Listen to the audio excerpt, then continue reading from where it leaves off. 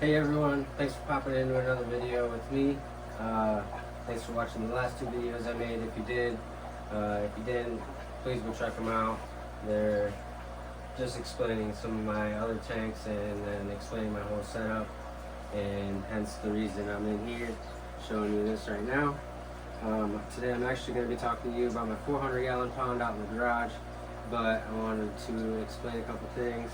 I just recently picked up a Fahaka puffer, or a Nile River puffer.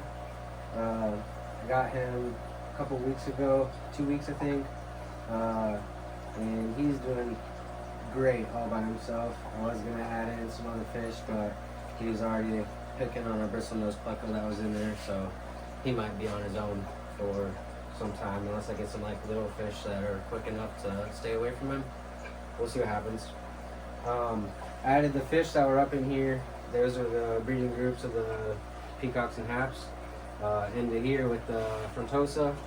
There's a couple frontosa down here, a couple over there, and you can see some of the peacocks and haps up in here.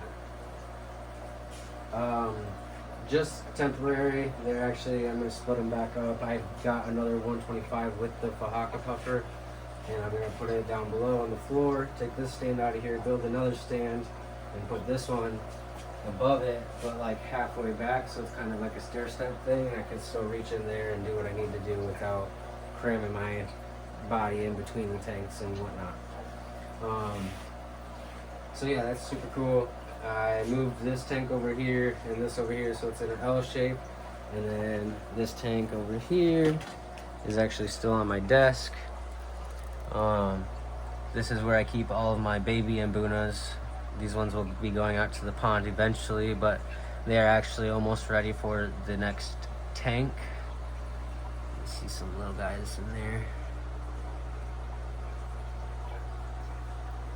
And then this is the next tank over here. So that was a 20-gallon tank, and this is just a 40-gallon breeder. I actually just took probably 50 fish out of here and threw them in the pond, and let's go check that out.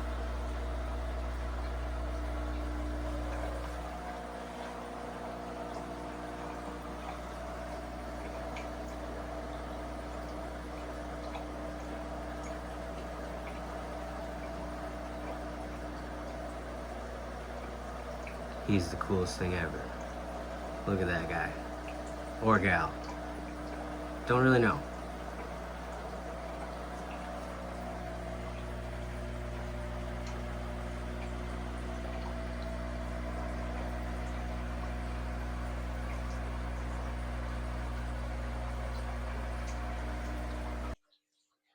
Wham!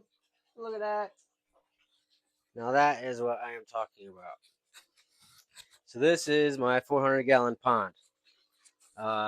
There is roughly 300 mbuna in here, and I just added some babies in here not too long ago. It was actually yesterday, and I will be showing you this today. There is an 800-gallon pump, which goes back and up into the bucket there. There's 4 or 5 sponges, coarse sponges up at the top, 3 or 4 fine sponges at the bottom with some filter floss in the back there, and then ceramic rock at the bottom there. And that just helps keep beneficial bacteria growing and keeps the cycle going for my pond. There is 2 giant sponge filters over here. Those also help get some of the fine particles out of the water, help keeps it clean. I do have 2 other aerators in here just to help keep the air going, keeps oxygen in the water, helps them stay breathing. I have a 1200-watt Higer heater on this pond, and it does pretty well if you put it in water flow. And that is why I have so many wave makers on here. Not only that, but it helps keep the aggression down on the fish. Um, there's 1, 2, 3, 4 wave makers on here. I will be taking one of them out when I add the 125 into the other room. But for now, we got the 4 of them on here for now. And yeah, so let's check some of this out here real quick. Boop. All right, these guys, I'm going to show you the feeding real quick before I go through and talk about everything and whatnot. I just have some flakes right here that I drop in the top. Go whoop. And one more. And let that go in there and soak into the water. Bam, look at them guys.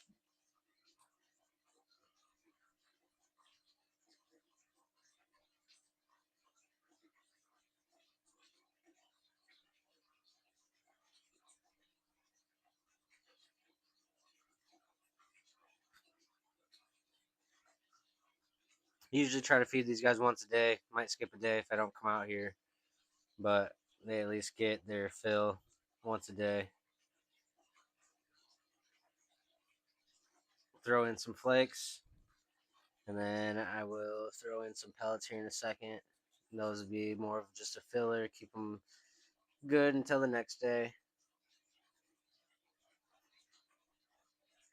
Slide you over here real quick for some baby action. See these guys over here.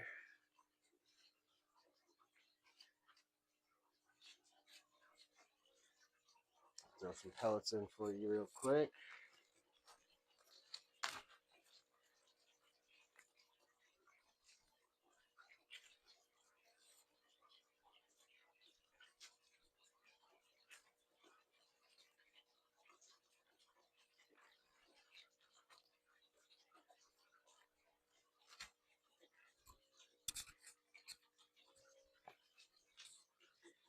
But yeah,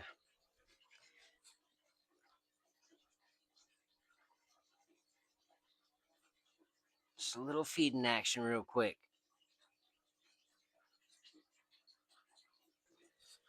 All right, I put you in a different spot so I can talk about what I have in here. There is OBs, which is orange blotch. There's yellow blotch, and there's a BB, blue blotch. And then there's red zebra, blue zebra, pearl zebras. There's rusties. There's yellow labs. There's a raddus. There's bumblebees. Um, and then there's albino. There's a albino group in here that I've been breeding. They are ice blue albinos. I can't wait for them to get in here and have a bunch of white in here as well. I just added a bunch of Pindani babies. Those are the little blue ones. I added a bunch of the OBs and uh, what else? I think the red top hongi. I didn't mention him yet, but I think he bred in here as well. I think I added a couple of them. Otherwise, they're still in the tank in the room. Um, there's yo-yo loaches as well as a bristlenose pleco that was with the puffer, but since he was picking on him, I threw him in here. Um, I also just cleaned out a couple filters and found some bladder snails, and I figured out that the puffer eats those, and I threw a bunch of them in this filter here to colonize in there and give me some more snails. So hopefully I'll get my own uh, breeding snail group set up to where I can just feed them those. And you got to feed them a variety of stuff, but at least I'll have those that don't cost money and whatnot. You know what I'm saying? Yeah, that's pretty much all that's in here. Let's go and check them out. All right. So after grabbing you and positioning you in a new spot, ooh, look at that female. She prego. After moving in, putting you in a new spot, um, let's look at these guys real quick.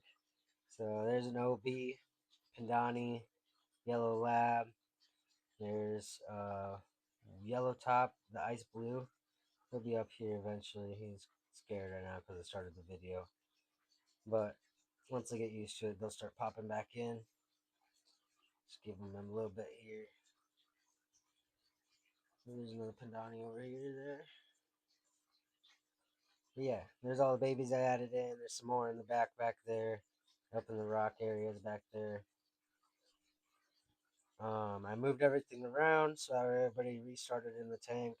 It restarts the positions in the hierarchy a little bit, and it creates new territories for every single fish to figure out and find their new spots and whatnot. Most of them will pick a pot. Most of the males will pick a pot, and look at that guy. That is a red top hongi. Uh, that guy down there, he's a radis. But yeah, most of them will pick a pot, the males, and they'll kind of show off to the females, and they will try to breed with them. Ooh, there's that yellow guy I was talking about, yellow top, white. He's pretty cool. There's this female. Phew. And yeah, so yeah, I made a couple territories in each little spot, and then I made aisles where everybody can kind of go down and do what they need to do, swim around the tank, find their own new territories and whatever.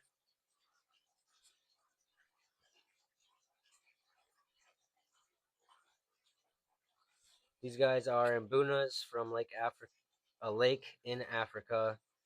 It's Lake Malawi. They are mbuna because they are rockfish.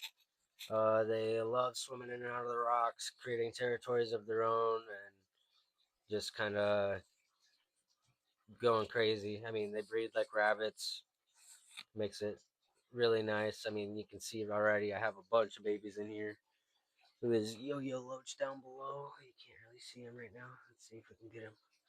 See that guy? Yo-Yo. Oh, there's two of them. Yo-Yo, Yo-Yo. And they're gone. But yeah. I also added a bristlenose pleco in from he was with the puffer, but he was not doing well with the puffer. Puffer was kind of picking on him and not being so nice.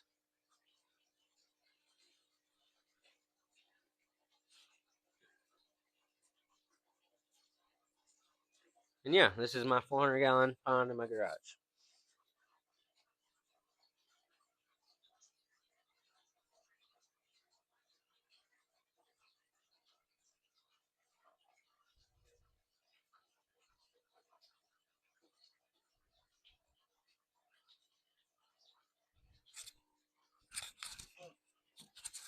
Pick you guys up real quick. Show you the top. So we got a nice area right here for babies. Got a territory for someone to take over. Another one little right here. A couple little pots here with some rocks. Got the wood piece there. I got the wood. I got the egg crates basically, and stacked them up to create the stand for inside of there. And the fish swim and make their own territories inside of that as well. Added these with the pipes. I thought they'd sink, but they don't. I'm gonna have to get some different ones unless they start using them. That'd be cool. Got two plants that float over above. They give them a dark spot in the pond and makes them kind of swim through there a little bit more often. Got a rock area back here and another rock area back here underneath the water flow.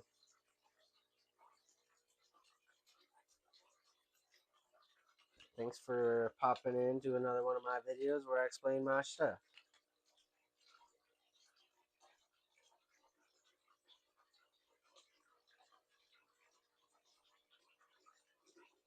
Like, subscribe, come back for more, please. See you later.